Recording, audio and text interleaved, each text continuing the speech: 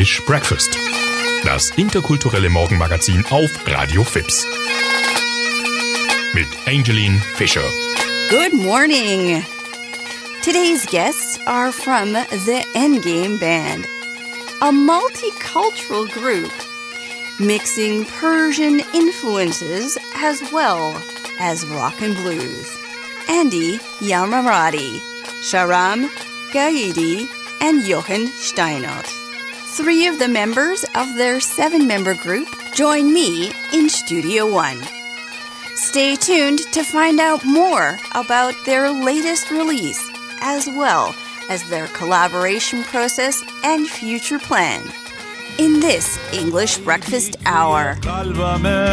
همون حس که میگفت نمیشه بری آهای لعنتی دیگه جا خوش نکن ببین وقتشه که از اینجا بری نمیخوام بمونی تحمل نکن نگو واسش گیر موندن شدی بس قصه های دروغ و سیاه سراب خراب رسیدن شدی برهنه تو آغوش هر کی بخواب که عطر تنت یادگاریش بشه بزن خنجر از پشت بگو عشقمی بذار آخرین زخم کاریش بشه برهنه تو آغوش هر کی بخواب که عطر تنت یادگاریش بشه بزن خنجر از پشت بگو عشقمی بذار آخرین زخم کاریش بشه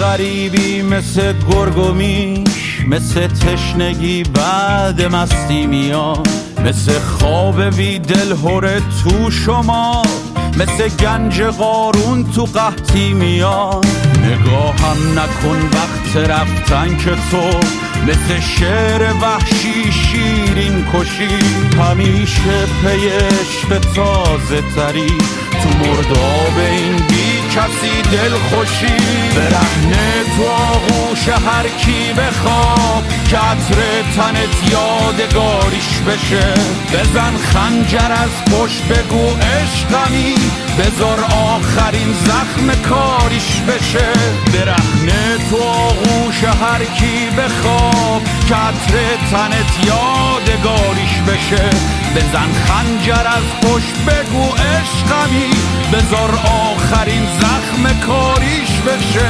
برهنه تو آغوش هر کی بخواب که عطر تنت یادگاریش بشه بزن خنجر از پشت بگو عشقمی بذار آخرین زخم کاریش بشه برهنه تو آغوش هر کی بخواب که عطر تنت یادگاریش بشه بزن خنجر از پشت بگو عشقمی بذار آخرین زخم کاریش بشه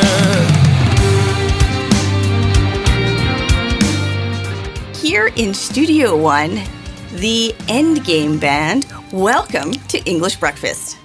Thank you very much. Thank you very much. First of all, thank you very much for the invitation. Okay, so before we dive right into this, could you briefly introduce yourselves and tell me a little bit about your role in this band? My name is Andy Armadi, and I do the arrangement and the production for the band. Sometimes also write music, organize songs, and produce songs. In the band, when it comes to the live performance, I do the piano, keyboards, and synthesizers and stuff like that. Also ich heiße Shahram, ich singe in der Gruppe, natürlich auf Persisch und auf Englisch auch, je nachdem, was wir überhaupt angemessen finden für unsere Musikrichtung. Ja, auch von meiner Seite aus danke für die Einladung. Ich heiße Jochen und ich bin der Bassspieler in der Band. So, the Endgame Band, a different type of band in some ways, in that there's a special kind of collaboration. Maybe you can tell me, how did you guys first get together? The idea of the band actually came out when me and Sharon, we were talking together because he had his own band. He was playing Persian music, but the direction of the music was more pop. And I come from more rock blues kind of background. And I told Sharon, I said, hey, what if we got together and we started a band and played some rock songs and rock music? He absolutely was very happy about it. And he said, yeah, let's go for it. So we produced this first song, which was more, with a more rock touch. And we got together and we said, okay, that's our first song. Let's see what comes up next. Jochen is going to tell you what happened next. Ich kannte Andy schon vor die Endgame Band privat. Wir haben nämlich mit einer anderen Gruppe schon mal mehrere Lieder aufgenommen. Das war die Gruppe The Jacks, du erinnerst dich sicherlich. Nachdem sich die Gruppe dann aufgelöst hat, weil einige Leute einfach keine Zeit mehr hatten, hat mich Andy danach gefragt, ein paar Monate später, ob ich Interesse hätte, bei die Endgame Band mitzuwirken als Bassist, weil einfach noch kein Bassist vorhanden war. Und da habe ich natürlich dankend angenommen. Der hat mir daraufhin 2, 3 Lieder gegeben. Da habe ich mal reingehört. Das war ganz interessant für mich und habe mich dann entschlossen, mal zu einer Probe mitzukommen. Und nachdem alle Leute total nett waren und mir der Proberaum gefallen hat, die Lieder natürlich gefallen hat, habe ich da gern mitgemacht und seitdem bin ich dabei. You've brought along your latest tracks. Tell us about the next song that's coming up. Mesleman, which basically it has a rock touch to it, and comes from more a Western rock mentality. And I think that's the kind of song that a lot of your audience, they can communicate with it. The interesting thing about the text of this song is that what we have tried to do is to create words that are spoken every day. And it's not, let's say, bookish. It's more sort of informal, spoken slang that people use today. And this is the beautiful job of my friend who's living out there, Elias Mahmoudiniya, who wrote the text. And based on that, I made the melody. It's the music and arrangement was done by me and with the beautiful voice of Sharam.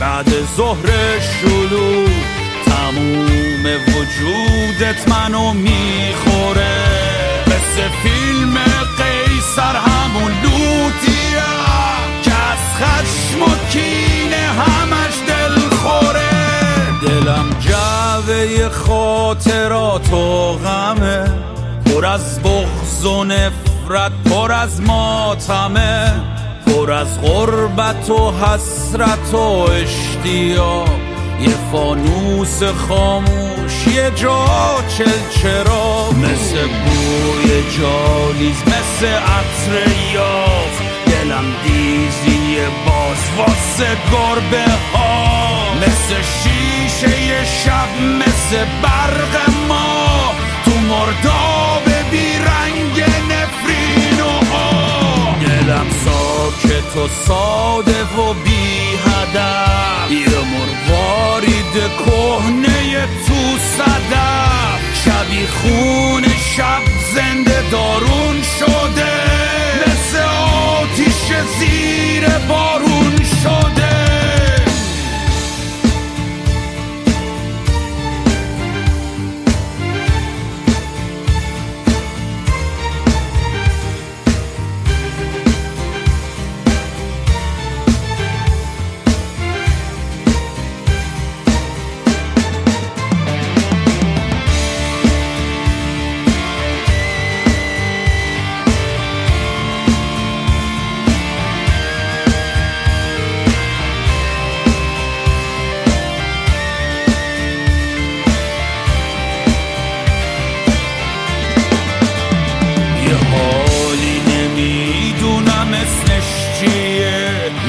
حس تکراری جای دیگه یه لحظه تو واموندگی حس کنی هزار دفعه انگار همینجا بودی تو خوابیده بودم چشات تو ولی ندیدم که رفتی و هیچی نگی یه قسمتی فال پر از حاشیه تو تقدیر من مثل نقاشیه.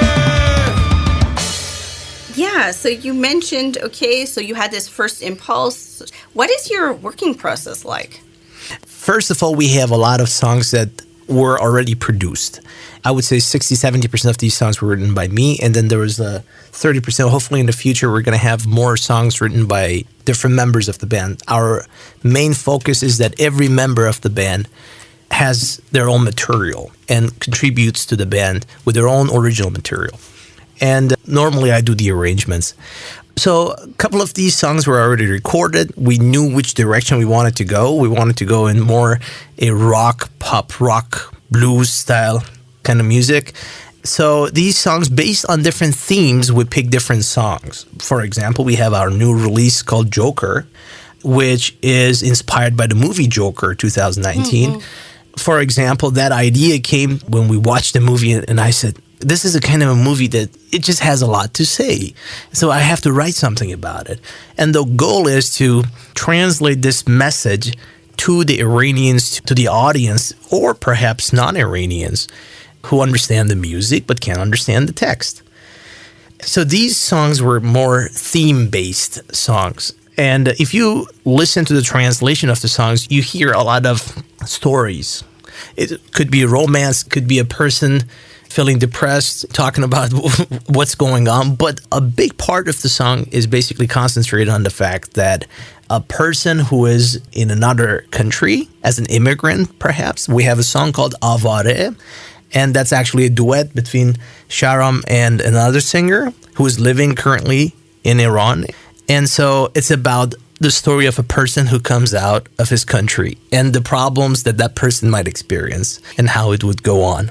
Before I forget, just one more point, which is very important for me to mention here, is the lyricist, the person who wrote the text of all the songs.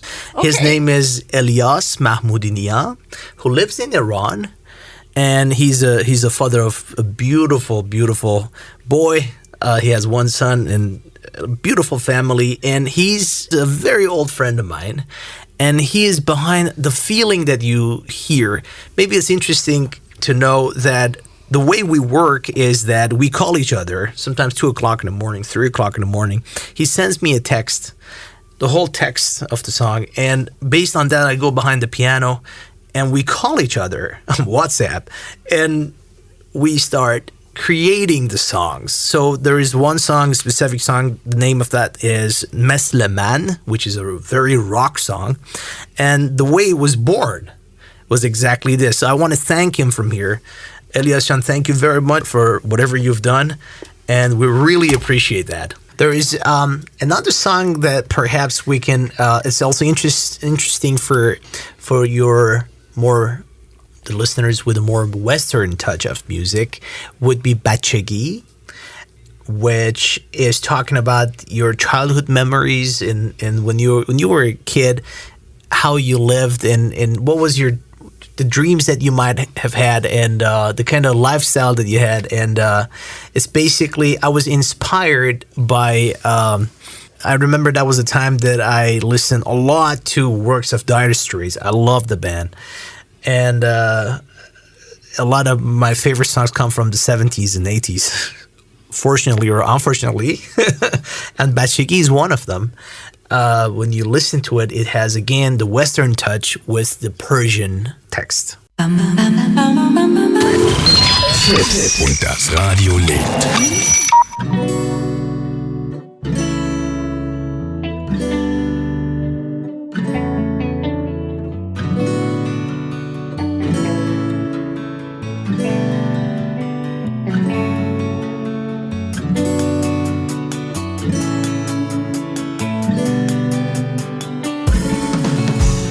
من و این دوربین کهنه رو به رو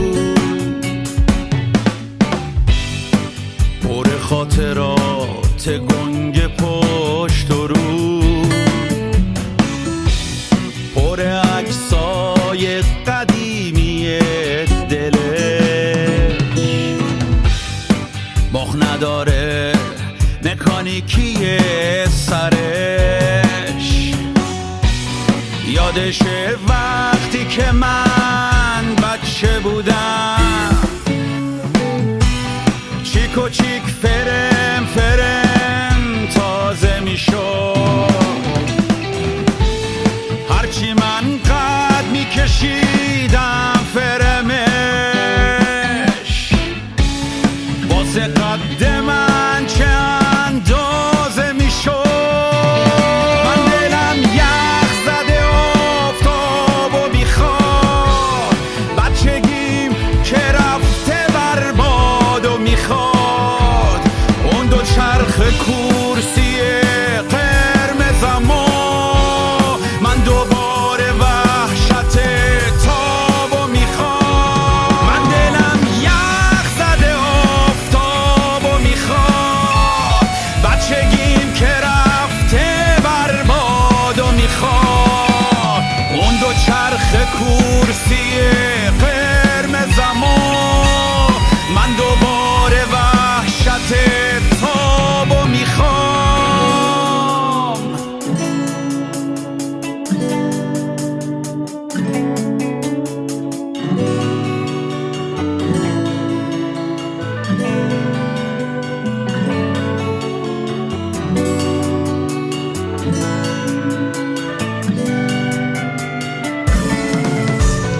یادگاری تو زمستون و بهار فیلمای کوچیک و گرده 24 من دلم تنگ واسه تنگ غروب واسه هفت سنگ تو کوچه کنار جوب You mentioned this idea of diaspora, of migration, of being in another element as being part of the inspiration behind your songs. What do you think makes a group like this work somehow? And maybe what are some of the difficulties involved in collaboration in general? Das ist jetzt interessant, weil das, was die Themen bei uns, nicht alle Themen wurden natürlich über Zuwanderung und Auswanderung gesprochen, sondern Teil davon. Das ist, was ich selber erlebt habe. Und natürlich kam im Jahr 2000 hier mit null Deutsch, sage ich mal, wirklich null. Und ich müsste mich jetzt durchsetzen hier. Und das hat natürlich Schwierigkeiten an sich, dass man alle Herausforderungen annimmt und nach vorn guckt und sich immer verbessert. Man hat immer zwei Probleme parallel. Einmal die Sprache und zweitens die Kultur. Man kommt auch aus anderer Kultur natürlich. Und man muss mit die parallelen Probleme immer mit normalen Alltag auch kämpfen und sich durchsetzen, um vorn zu kommen. Natürlich, das ist eine Art Inspiration für uns gewesen bei solchen Lieder, solche Themen. Und wir haben es versucht irgendwie auszudrücken durch die Musikart und natürlich den Text, was wir hoffen, dass es irgendwie bei Zuhörern rüberkommt. Ja, ich meine, das ist eine Geschichte von vielen von uns. Natürlich, ja heute. Hier in Göppingen, man sagt, dass man über 40% die Leute, die hier in Göppingen wohnen, haben einen Migrationshintergrund. Natürlich, man sieht das nicht immer. Ja? Und viele Leute verstecken sie. There is another part to it, as he correctly said.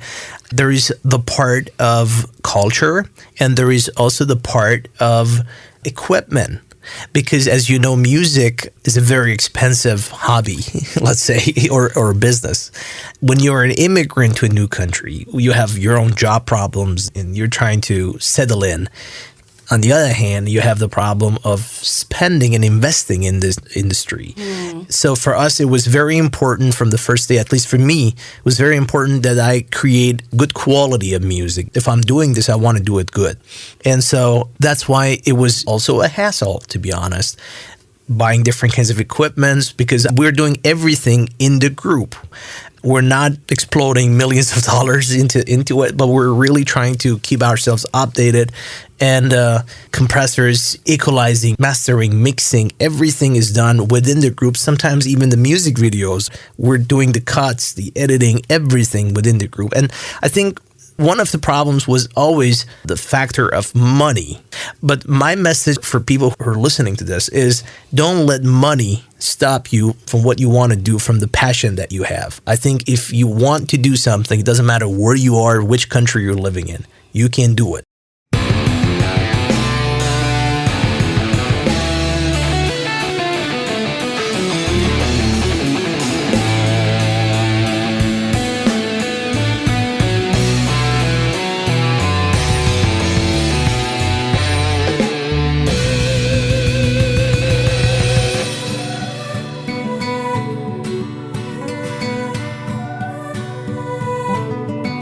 میون غزل‌های دل مردگی همون جا که باید ندید و شکفت من همون عاشق روبرو که دلتنگیاشو تو گوش تو گفت بهت گفت اسیر دلش گیرته یه زندونی پاش تو زنجیرته مثل برف مرده کف جادته مثل حرم خورشید تو تیرته صمیمی ترین آرزوهاشو تو چشات هر دفعه با خودش دوره کرد ندید و نشد قسمتش دست تو رویا خودش روی هم خونه کرد من همون خاطر بازی که یه وقتی یه جاهایی با تو بود همون مرد پر حس پر فاصله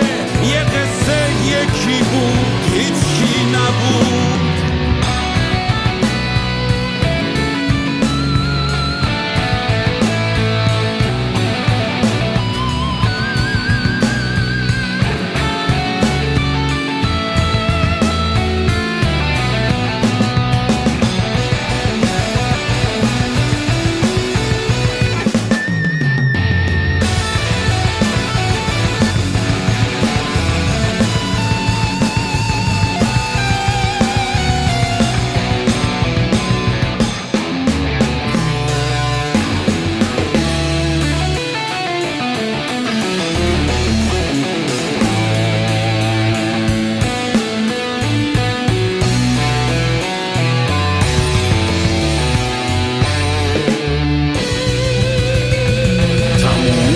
سرابم تو این زندگی از اون لحظه که گفتی باید بری نرفتم نموندم نپیلت شدم نه سرخی شرم رگونت شدم دلم قاطی مرده ها پرسه زد تو که رفتی و بی خبر گم شدی یه عالم غم غربت بی حساب یه پچ پچ تو گوشای مردم شدی صمیمی ترین آرزوهاشو تو چشات هر دفعه با خودش دوره کرد ندید و نشد قسمتش دست تو رویا خودش روی هم خونه کرد من همون خاطر بازی که یه وقتی یه جاهایی با تو بود همون مرد پر حس پر فاصله یه قصه یکی بود هیچکی نبود. That's a wonderful message, and I think we find innovative solutions, right? And what is involved in it for you guys? Like, what are some of the steps? I mean, do you meet every week to practice, or and in these times, you know, how has it been?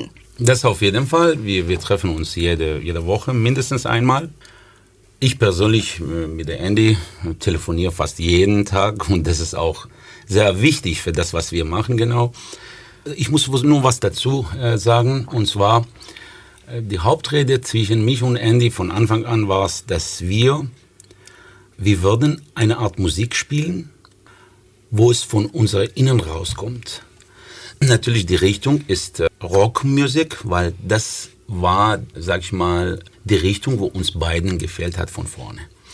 Aber man könnte auch nicht sagen, dass es rein Rock ist. Das ist kein rein Rock. Das ist unsere eigene, sage ich mal, Rock mit persische Texte bis jetzt, persische Lieder bis jetzt.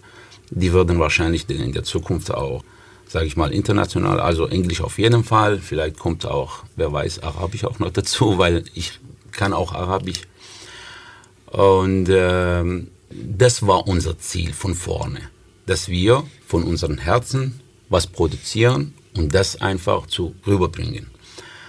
Natürlich, wie der Andi gesagt hat, das ist uns nicht billig gewesen, weder zeitlich, zeitlich auch noch finanziell, aber ich kann es wirklich nicht beschreiben, dass es so gewesen, dass wir uns nicht aufhalten könnten. Wir müssten es irgendwie weitermachen und wir machen es auch weiter.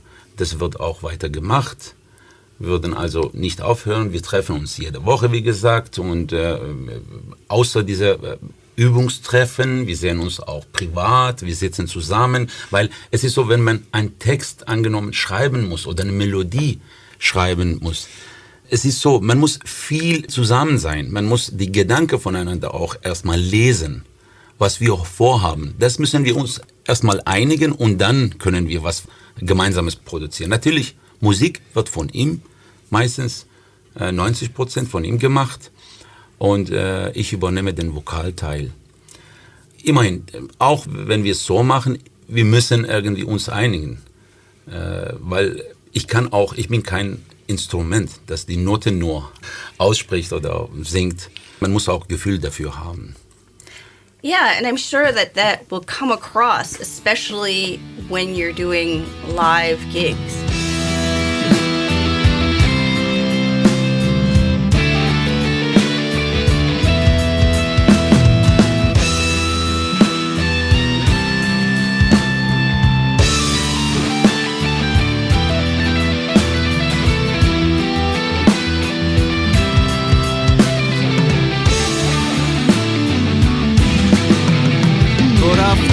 من اینجام چه فرقی داری چه سهمی از این زنده موندن داری تو اون بر یه آواره یه غربتی من زندون این خونه یه لعنتی تو برگ و بر و بار بیریشه‌ای پر از جای زخمای هر تیشه‌ای من اینجا لگد مال و زخمی تیر تبر سال به سال ساقه هامو بری من و تو یه بغضیم تو یک حنجره یه دیوار سنگی بی پنجره نموندن نرفتن چه فایده داره واسه ما غم از آسمون میباره من و تو یه بغضیم تو یک حنجره یه دیوار سنگی بی پنجره نموندن نرفتن چه فایده داره واسه ما غم از آسمون میباره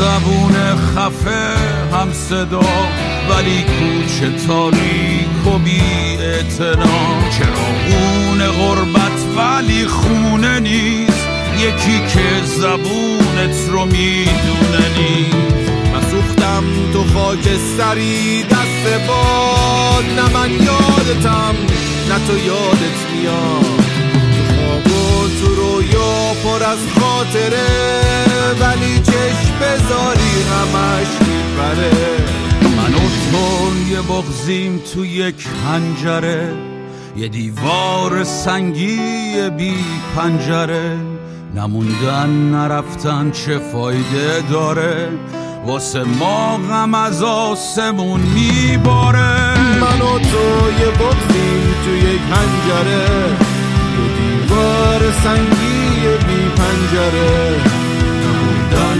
نرفتن چه فایده داره واسه ما غم از آسمون میباره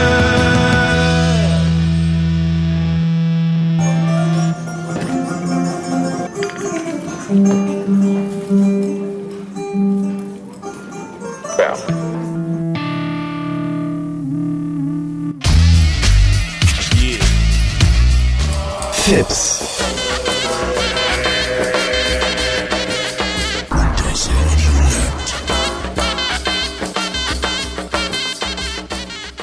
Proper cup of tea. The perfect cuppa. Favorite cup of tea. English breakfast tea. This is Angeline Fisher, and you're listening to English Breakfast. Our guests today are from the End Game Band.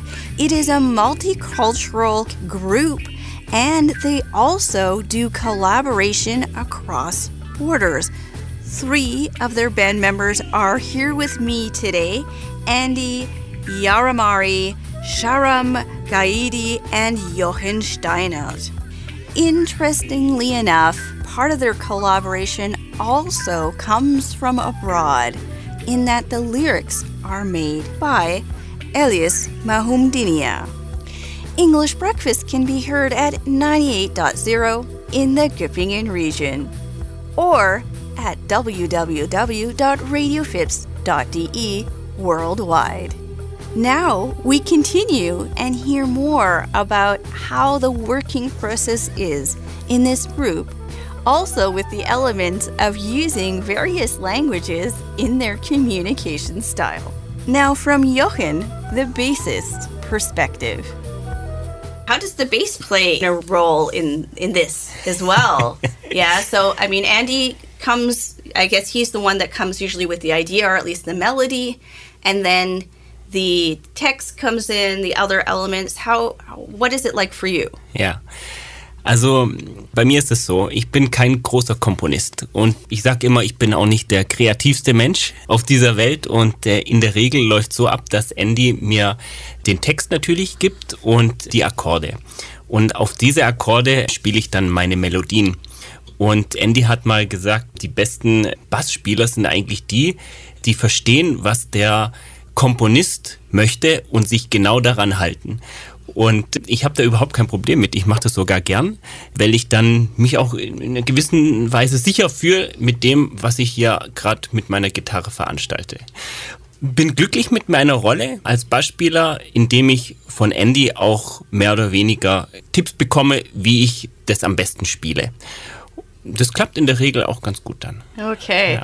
Er hat so die Vision, yeah? Genau. He has the vision and he gives you context and sort of a Rahmen. Genau. Natürlich, Okay. Die Akkorde sind bekannt. Ob ich dann jetzt ein Dreiklang spiele, eine Pentatonik oder eine eigene Basslinie dann rein interpretiere, das überlässt er in der Regel mir. Aber wir sprechen uns natürlich immer ab, ob jetzt zu dem einen speziellen Lied dieser Rhythmus passt oder der Rhythmus. Und um auf die Frage vorhin zurückzukommen, ich persönlich übe auch zu Hause immer. Also für mich ist dieses einmalige Treffen in der Woche nicht genug. Also ich muss dann schon mir daheim nochmal Gedanken machen, ob ich jetzt hier an der Stelle dieses Motiv einbaue oder mal eine Pentatonik. Und dazu brauche ich Ruhe und auch Übung. Ja. Und dann kommt man zusammen in dein... Dann gibt es natürlich noch Tipps, mal vom Schlagzeuger, mal von Andy, wie auch immer. Und so entwickelt sich auch ein Lied ein bisschen noch weiter immer. Ja.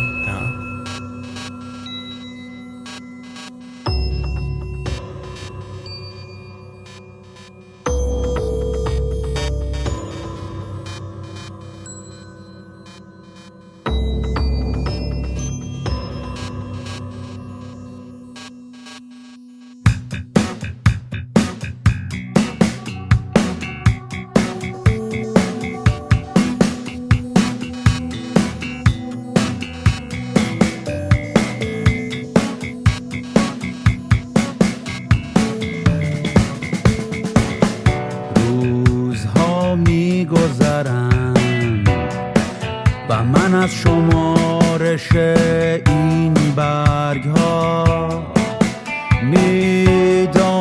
این که تو فصل هاست که رفته ای پنجره میمانم و گلی که روزی به یاد تو من عاشق از باغچه ای دزدیدم بی تو پر سردرد پر دود و ترافیکه پر کنترل نامحسوس پر سبخت پر آبرای تجریشه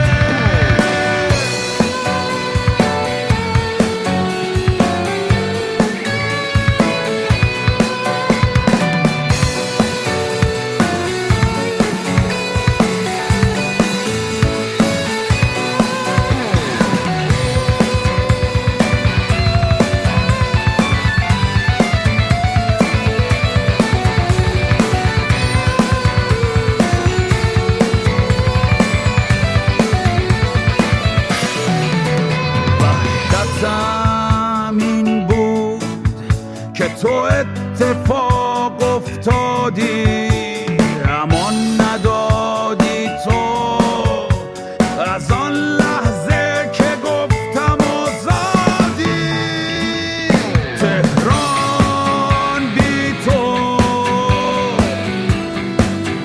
پر سردرد پر دود و ترافیکه پر کنترل نامحسوس پر آبرای تجریشه The End Game Band. Luckily, 3 of the members are here today, but there are also other members that couldn't make it. Maybe you could tell me about the other members and their roles. Ja, wir sind 7 Personen, natürlich 3 davon sind da. 4 leider könnten wegen der Corona-Situation nicht hierher kommen. Natürlich, ich grüße die alle von hier aus. Ich muss sagen, da ist Schober, der Schlagzeugspieler, Mani, Gitarrist, Marius, unser auch Gitarrist und Merdat, Keyboardspieler. Und die fehlen leider. Die sind entweder durch mich, sag ich mal, ich habe zum Beispiel den Schober schon gekannt, seit 20 Jahren. Wir haben oft miteinander Musik gespielt. Wir haben ganz, sage ich mal, ganz elementar angefangen miteinander. Und die anderen auch. Natürlich der Merdat kam durch Andy, Marius auch durch mich teilweise. Irgendwie, wir haben uns natürlich davor auch gekannt. Aber die Game Music Band war der Punkt, wo wir uns alle da getroffen haben. Und ich bin froh, dass es so ist. We've touched on it already. It's a multicultural group with people from different backgrounds. Jochen, what is it like for you, working with all these, international people, right, from different places? So you're the minority in that sense, right? Ja, ich bin der einzige Deutsche in der Tat, glaube ich. Also der einzige mit wirklich Hintergrund seit Jahrhunderten wahrscheinlich. Aber es ist überhaupt kein Problem, weil ich persönlich mag ja auch Rock und Rock'n'Roll und ich sag immer, Rock ist Rock auf der ganzen Welt. Ja? Die Akkorde sind gleich auf der ganzen Welt. Der persische Text, den ich natürlich nicht auf Anhieb verstehe, wird mir übersetzt und dann weiß ich auch, worum es geht. Aber unter dem Hintergrund macht es gerne und man findet sich da auch schnell ein. Die Sprache während der Probe ist so ein Gemisch aus Deutsch, Englisch und Persisch.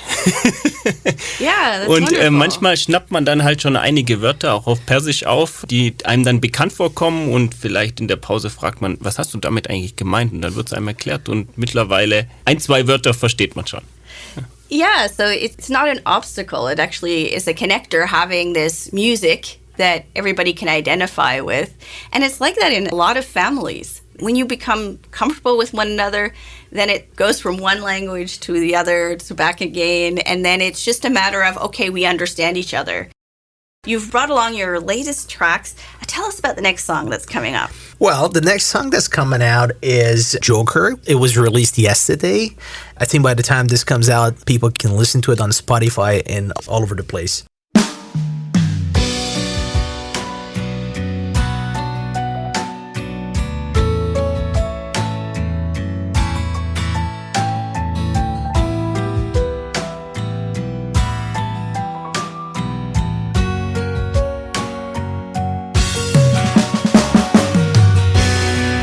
من جوکرم یه جوکر، حتی اگه بخونم خیس بشم زیر بارون تا آدما ندونن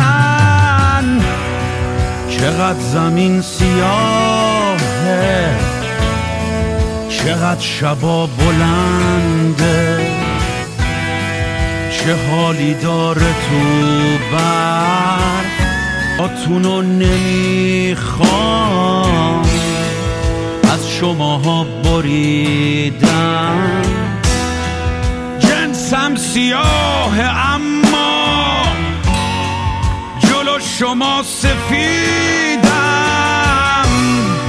اشک منو تو بارون سنگفرش فقط میدونه.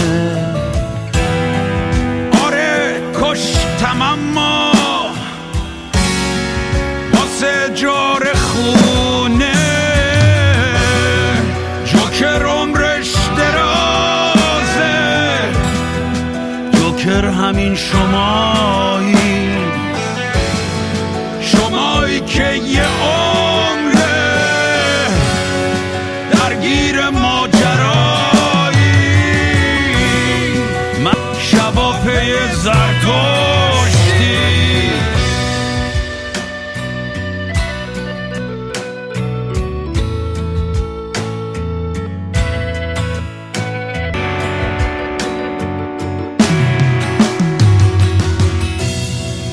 زندگی خودت جوک بود، نگو تو هم ندیدی از این همه هیاهو تو اینستا چی دیدی. تو با تموم قدرت میخوای با من بجنگی. من جوکرم یه جوکر، حتی اگه بخونم خیس بشم زیر بارون تا دما ندونن چقدر زمین سیاهه، چقدر شبا بلنده، چه حالی داره تو برف یه کارتون خواب بخنده. کشتم اما واسه جار خونه.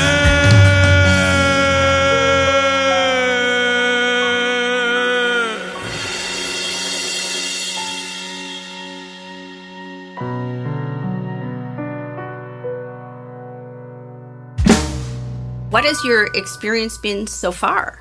When did you begin this band? I believe it was beginning of or in the midst of 2019. Yes. I would say June, July, approximately 2019. One of the most interesting things and important things for me about this band and the kind of music that we produce is that there are a couple of things in life that, in my opinion, doesn't have a border. One thing is music. Movie art, if you think about a picture, it doesn't have a border. And the music that we try to produce, at least I try to create, is the kind of music that brings people together, first of all, even if you don't speak the language. If you're from Saudi Arabia, probably you can communicate with parts of the music. If you're from the United States, you understand the chords because it's all blues.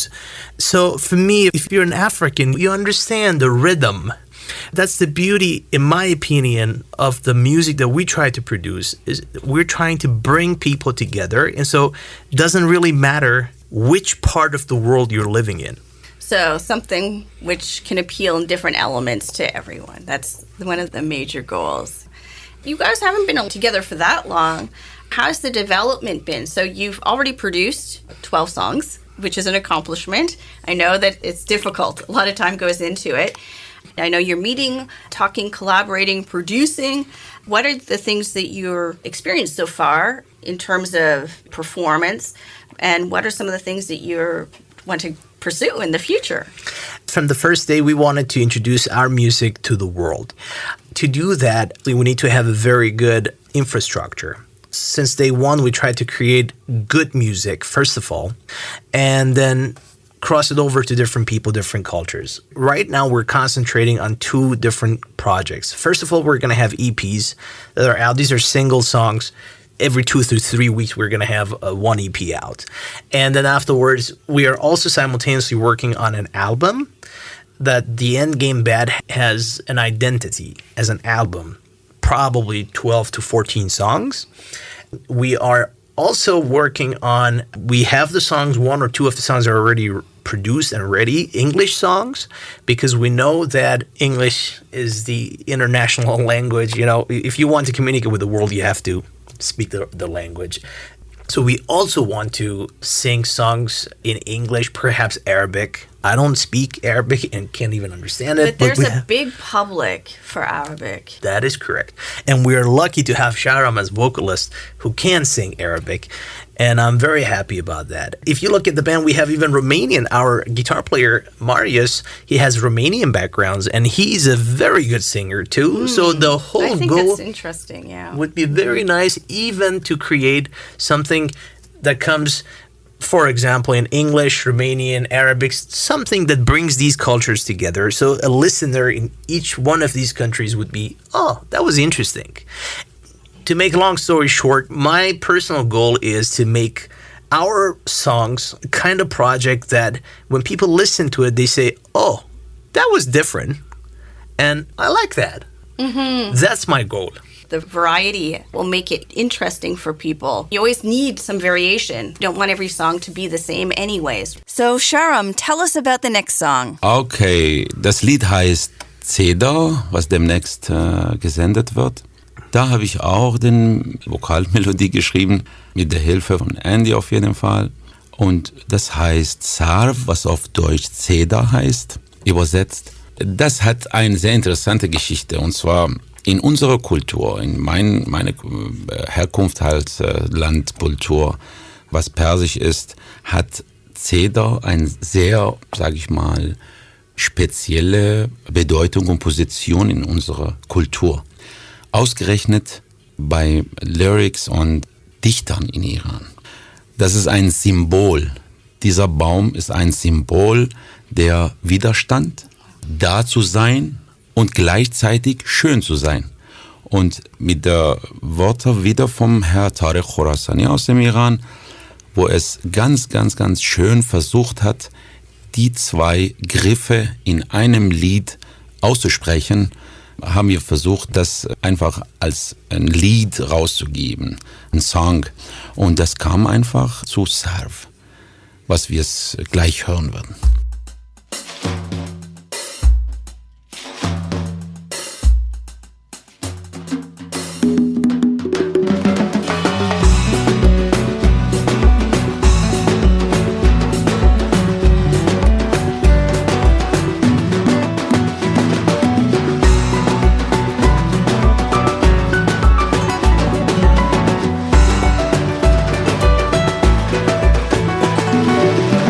آنچه در سینه من در غوغاست سرو آزاد فرینا پیداست در دلم باغچه‌ای میبینم که در آن باغچه سروی زیباست تیغ بیرحم خزان سردی دی سالها دیده ولی پا برجاست نیست در طرف چمن مانندش سرو آزاده من بی همتاست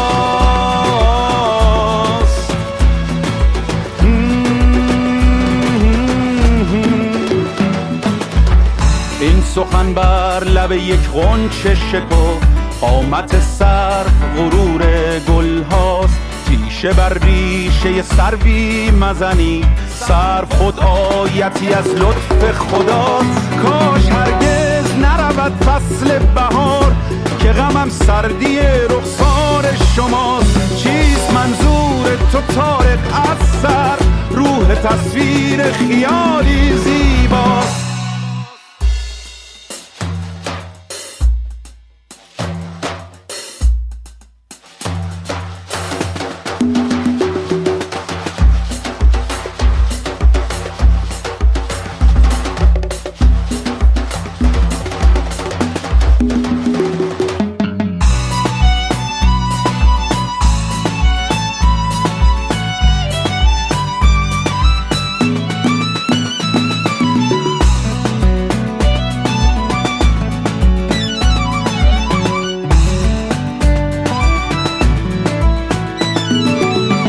آنچه در سینه من در غوغاست سر به آزاد فرینا پیداست نغمه ای می شنوم که از سردیست با عروسان چمن در نجواست سربارام نگیرد هرگز هر کجا چوبه داری برپاست گرچه جزئیست ز دنیا اما سر از دیده من یک دنیاست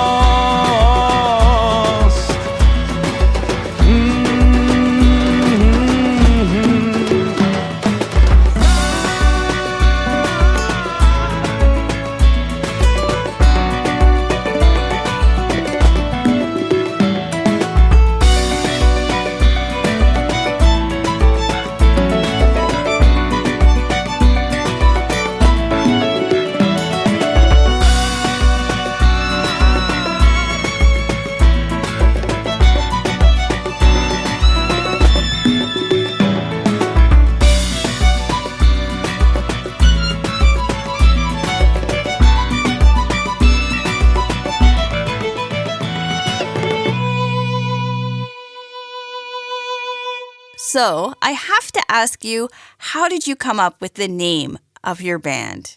We were thinking a lot about this, and we had many different suggestions.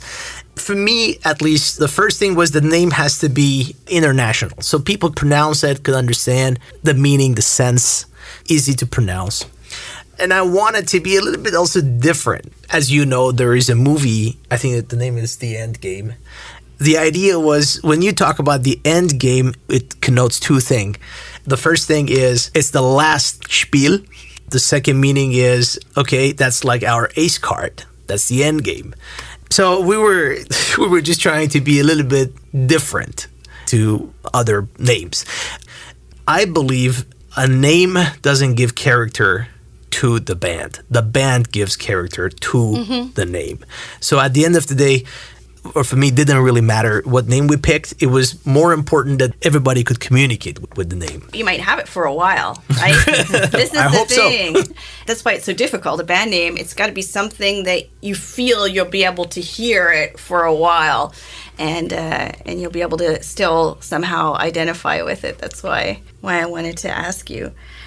What about live performance? Are you open for that? You know, if somebody says, hey, oh, that band sounds really great, we'd like to have that for our venue. Have you performed live so far, and are you open to performing live? Bis jetzt sind wir noch nicht live aufgetreten, aber das ist natürlich ein großes Ziel von uns, möglichst viele Live-Auftritte zu machen, Festivals zu besuchen, was es einfach alles so gibt, würde ich mich sehr freuen, wenn es in naher Zukunft dann auch in der Tat stattfindet. Okay. Our goal was that we wanted to have great production, great quality of music, the best that we could, of course, because when you talk about good quality music, if you consider my all-time favorite, Deep Purple, fantastic music, or Rolling Stones, then obviously what I produce is noise. But having said that, I think first thing for me was that we have a good infrastructure that we can depend on, and we can say, okay, now we have an identity, and we practice every week for 2 or 3 hours. All the songs are being rehearsed every week. Right now, we feel we are at the point that we can now start having our own show. Yeah, so that in the sounds future, probably you will hear much more about that. Well, it seems like our program is slowly coming to an end. Thank you so much for coming by today. It was a pleasure having you on the English Breakfast program. Thank you very much, Angeline. It was really a pleasure to be here too. I'm really happy that we had the chance to talk to your audience, and hopefully we can expand this collaboration. You'll hear more from us. Ich bedanke mich auch. Ich bedanke Sie, Ihre Sendung, Ihre nette Einladung und die alle nette Zuhörer. Von meiner Seite natürlich auch vielen Dank für alles und viele Grüße. Yeah, so I wish you all the best in all of your pursuits for the future, and I'm sure that we'll hear from you again. Bye for now. That ends our conversation today with the Endgame Band. Pop, blues, rock, and Persian music. It was a pleasure having Andy Yaramadi, Shahram Gayedi, and Johan Steinert in studio today. If you would like to find out more information about this band or our programming, please look to our webpage at www.radiofips.de. Of course, you can look up our programming, Angeline's Place on Instagram, or at English Breakfast on Facebook for information that only insiders get to see. This is Angeline Fisher signing off for English Breakfast, wishing you the very best wherever you may be. Until the next time.